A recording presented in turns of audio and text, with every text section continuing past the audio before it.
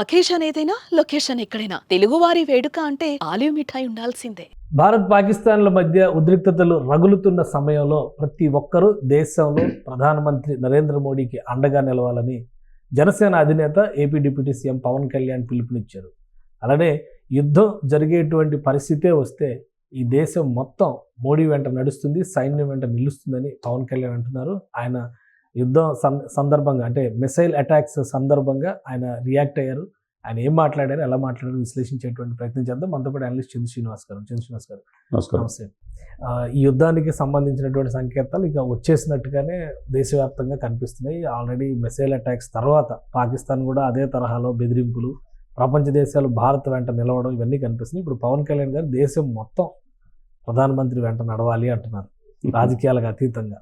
ఏంటి ఈ అటాక్స్ తర్వాత రియాక్షన్స్ ఎలా ఉన్నాయి?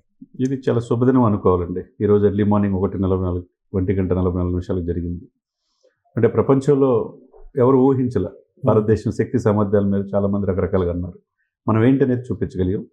దీంట్లో ఆపరేషన్ సింధూర్లో పాల్గొన్న అందరికి కూడా మనం హృదయపూర్వకంగా అభినందన తెలియజేయాలి. దీని ముందుండి నడిపిన మోదీ గారికి అభినందన తెలియజేయాలి.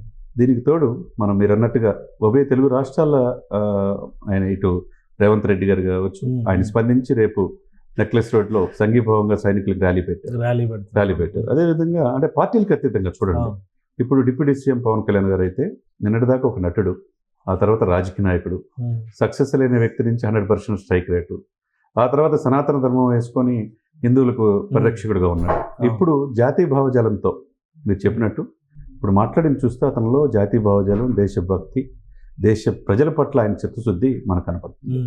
పార్టీలు పక్కన పెట్టండి, మనం మోదీ గారికి అండగా ఉన్నాం. మనకంటే ముఖ్యం కాదు ఇది కూడా, మన దేశం కంటే ముఖ్యం కాదు. మన దేశం మీద దాడి చేసే ఉగ్రవాదుల్ని తుదముట్టించాలని చెప్పి మొన్న చెప్పాడు. ఎవరైతే పాకిస్తాన్ సపోర్ట్ చేసే వాళ్ళు ఈ దేశంలో ఉండకుండా వెళ్ళిపోండి అని కూడా చెప్పాడు. అట్లా అంత గట్స్ ఉన్న చెప్పిన వ్యక్తి ఎవరు కనపడలేదు.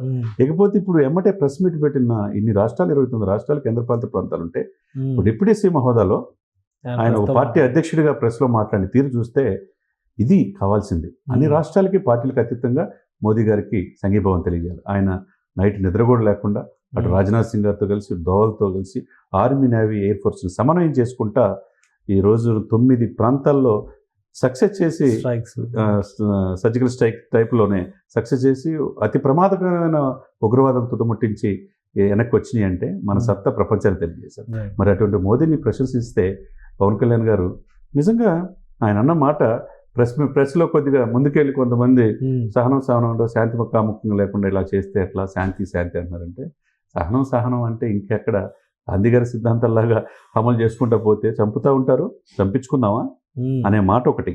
రెండోది, హిందువులని చెప్పి చంపేస్తే చూస్తా ఊరుకోమంటారా? ఇంకా ఆపండి. అది కాదు భారతదేశం, ఇది నవభారతదేశం అని ఆయన స్పందించిన తీరు ఇది ఒక జాతీయ భావజాలం, అంటే విశాలమైన దృక్పథంతో. ఈ వసుధైక కుటుంబం లాంటి దేశంలో 145 కోట్ల మంది ఉన్నాం. దాంట్లో ఇంత దేశాన్ని కాపాడుకోవాల్సిన బాధ్యత, బృహత్తర బాధ్యత మనది. సొంత ఇల్లే లేని మోదీ గారు ఈ దేశానికి ప్రధానమంత్రి, చాయ్వాలా నుంచి ప్రధానమంత్రిగా 3వ సారి అయిన వ్యక్తికి కఠోరంగా ఆయన చేయగలడు, సమర్థవంతంగా ఆపరేషన్ చేయగలడు, సక్సెస్ సాధించగలడని మొన్న చెప్పాడు. ఈరోజు సక్సెస్ అయిన తర్వాత అంటే మోడీకి చెప్పుకో అన్నారు కదా, మోదీకి చెప్పుకో అన్నారు కదా, మోడీకి చెప్పుకుంటే ఎలా ఉంటుందో చూపిస్తారని ఆ రోజు చెప్పారు. ఎందుకంటే ఇప్పుడు మనం మధుసూదన్ దగ్గరికి వెళ్ళి నెల్లూరు పరామర్శించిన, విశాఖపట్నం వెళ్ళి వాళ్ళు పరామర్శించిన తెలుగు వాళ్ళు ఇద్దరు అమరులయ్యారు. దాంట్లో మధుసూదన్ అయితే పక్కగా ఆంధ్రప్రదేశ్లో జనసేన క్రియాశీల కార్యకర్త. చూడండి ఎంత ఇది. అయితే ఆ ఫ్యామిలీకి అండగా 50 లక్షలు ఇటీవే కాకుండా ఆమె అడిగిన ప్రశ్నలకి నాకు గుండెకి తగిలింది. ప్రధానమంత్రి మోదీ గారు చెప్పుకున్నారంటే మా అందరినీ ధిక్కరించినట్టే తీవ్రవాదం. అంతే కదండి. అమాయకులు 26 మంది ఎవరు తప్పు చేశారు దీంట్లో? మూల్యం చెల్లించక తప్పదు. ఎక్కడైనా ఉగ్రవాదులు లోపలున్నా బయటకు తీసి వాళ్ళు లేపేయాలని చెప్పి ఆ రోజు చెప్పాడు. ఈసారి అటాక్స్ లో చూస్తే మామూలుగా బార్డర్లో ఉన్నటువంటి ప్లేసెస్లో ఏదో పాక్ ఆక్యుపైడ్ కాశ్మీర్లో అటాక్స్ చేయడం అనేది ఒక ఆస్పెక్ట్ అయితే, 100 కిలోమీటర్లు పాకిస్తాన్ భూభాగంలోకి చొరబడి మరి అటాక్స్ జరిగినాయి. ఇది ఒక రకంగా అగ్రెసివ్ అనేటువంటి అభిప్రాయం కొంతమంది వ్యక్తం చేస్తున్నారు. ఇప్పుడు చైనా కూడా చాలా డిప్లొమాటిక్గా రియాక్ట్ అయింది, సంయమనం పాటించాలి అని. ఇది ఎలా చూడాలి? ఇప్పుడు ఐక్యరాజ్యసమితి అధ్యక్షుడితో పాటు అందరూ కూడా మాట్లాడారు, శాంతి మకాముఖం ఉండాలి. మరి శాంతి అని చెప్పుకుంటే చంపుకుంటా పోతే ఇప్పటి వరకు మనం చంపిన 800 మంది క్షతగాత్రులయ్యారు, 350 మంది అమాయకులు బలైపోయారు, తీవ్రవాదానికి బలైన తీవ్రవాద బలైపోయారు, దాదాపు 600 మంది జవాన్లు చనిపోయారు. దీనికి ఏం సమాధానం చెప్తారు? అదొకటి. రెండు, మీరు అన్నట్టుగా అంటే అగ్రెసివ్గా వెళ్తానికి కారణం ఏంటి? మీరు కవ్వింపు చర్యలు పాల్పడలేదా? సైనికులు ఇప్పుడు యాత్రికులు 26 మందితో పాటు సైనికులు కూడా 3 మంది చనిపోయారు. మరి ర్యాకెట్ పరిశోధనలు మీరు చేస్తా ఉన్నారు. 180 అణుబాంబులు 130 మా దగ్గర ఉంది వేస్తా అంటున్నారు. ఈ కవ్వింపు చర్యలు కదా, మరి ఎన్నాళ్ళు చూస్తా ఊరుకుంటారు? ఇప్పుడు అగ్రెసివ్ అంటే ఆ దేశం మీరు అన్నట్టు 100 కిలోమీటర్ రేడియస్, వాళ్ళకు కాదు ప్రపంచంలో ఎవరికి అందుబాటులో రైట్ చేయగలిగాం అంటే ఎంత టెక్నాలజీ మన దగ్గర ఉన్నది, మనం చూపించుకోవాల్సిన అవసరం ఉన్నది కదా. కాబట్టి అదే సమయంలో మీరు అన్నట్టు పాక్ ఆక్రమిత కాశ్మీర్లో 5 ప్లేసుల్లో, పాకిస్తాన్లో 4 ప్లేసుల్లో వాళ్ళ భూభాగంలో వెళ్ళి వాళ్ళని కొట్టి రావడం అంటే మామూలు విషయం కాదు. ఎక్కడ ఒక ఇది జరగకుండా దానికి కూడా ఆర్మీ, నేవీ, ఎయిర్ ఫోర్స్ ఏం చేసాం, గతంలో నుంచి పుల్వామా దాడులు కావచ్చు, అనేక రకంగా ముంబై దాడులు కావచ్చు, ఎంతమంది పార్లమెంట్ అటాక్ కాడి నుంచి నిశ్చితంగా ప్రతిదో పిన్ టు పిన్ చూపించారు. మరి ఇంకెంతకంటే కావాల్సింది ఏంటి?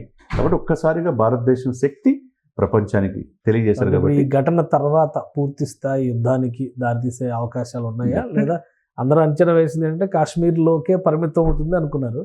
బట్ ఇప్పుడు భారతదేశం కూడా పాకిస్తాన్ భూభాగం పైన దాడి చేసింది కాబట్టి పూర్తి స్థాయి యుద్ధ సన్నద్ధతకి వెళ్లాల్సింది. డెఫినెట్గా సార్, ఎందుకంటే this is the right time. మన దేశాన్ని, మన ఇదిని కాపాడుకోవాల్సిన బాధ్యత this is the right time ఇప్పుడే ఉంది. కాబట్టి ఈ పవన్ కళ్యాణ్ గారు చెప్పిన, మోదీ గారి యొక్క ఇది కావచ్చు, ఆ లీడర్షిప్లో ముందుకెళ్ళాలని ఎందుకు అంటున్నారంటే దేశ భద్రత ముఖ్యం. దేశ ప్రజల ప్రాణాలు మనల్ని కాపాడుకోవాల్సిన బాధ్యత మనది. ఇప్పుడు ఆ దేశం ప్రతిదానికి కవ్వించి అక్కడే ఉగ్రవాద స్థావరాలు వేసి వాళ్ళకి పునరావాసం కల్పిస్తూ ఉంటే మరి ఎన్నాళ్ళు మనం వేచి చూడాలి? కాబట్టి డెఫినెట్గా ఒక స్పష్టమైన సంకేతం ఈ నిన్న జరిగిన దాంతో పాటు ఇది జస్ట్ ట్రైలరే, ఇంకా ముందు ఉంది సినిమా. డెఫినెట్గా పాకిస్తాన్కి చూపించాల్సిన అవసరం ఉన్నది. మన దేశాన్ని రక్షించుకోవాల్సిన బాధ్యత ఉంది. ప్రపంచంలో దాదాపు 142 దేశాలు మోదీ గారికి బాధ్యతగా నిలబడి, వాళ్ళకి ఇరాను, టర్కీ, చైనా లాంటి కంట్రీస్ 3-4 దేశాలు కూడా, వాళ్ళు కూడా రేపు ఉంటారో లేదో తెలియదు. ఎందుకంటే అంతే కదండి పరిస్థితి. కాబట్టి చేసేది కరెక్టే, ఇక మీద ఏం జరగబోతుందనేది మనం చూడాలన్నమాట. థ్యాంక్ యూ చంద్ర శ్రీనివాస్ గారు. ఇది పాకిస్తాన్ పైన మిసైల్ అటాక్స్ విషయంలో భారత్ చాలా వ్యూహాత్మకంగా వ్యవహరించింది. పాకిస్తాన్ భూభాగంలో జరిగినటువంటి దాడుల విషయంలో కూడా పక్కా సమాచారంతో చేసింది. దీనికి తగ్గట్టుగానే పవన్ కళ్యాణ్ ఇచ్చినటువంటి రియాక్షన్ జాతీయ సమైక్యతా భావం చూపించాల్సినటువంటి సందర్భం ఇది.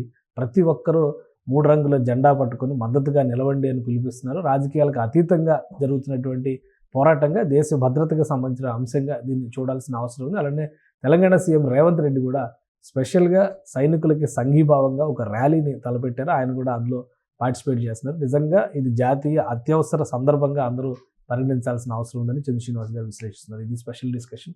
Keep watching. సుమన్ టీవీలో మీ పర్సనల్ అండ్ బిజినెస్ ప్రమోషన్స్ కోసం కింది నెంబర్కి కాంటాక్ట్ చేయండి.